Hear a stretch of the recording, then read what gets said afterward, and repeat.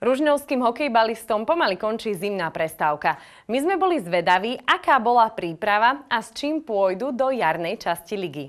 Ružinovčania majú za sebou celkom vydarenú jesennú časť, zatiaľ čo v posledných rokoch sa v tomto čase pohybovali v nepostupovom pásme, tento rok zimovali na 4. mieste. Sme spokojní určite, lebo náš predsezónny cieľ bol nejaké 3. 4. miesto, čo sa zatiaľ držíme.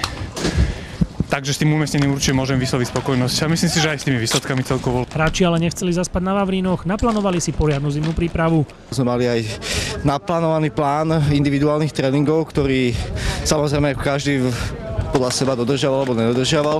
Inak sa stretávame od januára pravidelne, máme veľmi dobré tréningy, ktoré máme dvoch chálov, ktorí sú kondiční tréneri a nás celkom dobre pripravujú. Začiatkom januára sme sa stretli na východnom Slovensku na sústredení Štvorňovom, kde sme ladili kondičku v telocvični a behávali sme takisto nejakú všeobecnú vytrvalosť. Sústredenie bolo pre viacerých hráčov Ružinova niečo nové, jeho prínosy nevedia vynachváliť. To sústredenie si myslím, že bolo na vysokej úrovni, jednak s tým, že mali sme všetko hradené, čo si myslím, že pre tých chalanov, ktorí sa nemohli dovoliť, tak bola to nejaká motivácia sa zlepšovať a zapadnúť do tohto tímu. Vrcholom prípravy bol pre Ružinov turnaj Pilsen Challenge v Plzni. V zápasoch ich čakala náročná medzinárodná konfrontácia. Stretneme sa tam v medzinárodnej konfrontácii s dvomi českými extraligovými tímami Kovo Praha a domáca Plzeň. Takisto so švajčiarskym šampiónom Obervillom a ešte aj s nejakým kanadským tímom, ktorý je pre nás taká neznáma trošku. S turnajom môžu byť Ružinovčania mimoriadne spokojní. Po remíze s Prahou a výhre s Obervillom a West Coast Expressom podľahli až domácej Plzni.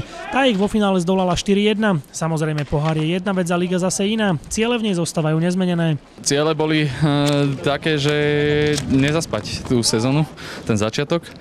A snažiť sa proste hrať o tie pozície do play-off. Zatiaľ to spĺňame, ale treba v tom pokračovať, lebo tá liga je tento rok, posledné roky strašne vyrovnaná a sú tam minimálne rozdiely v tabulke. Do konca základnej časti zostáva 7 zápasov. Veľa môže napovedať už prvé dvojkolo.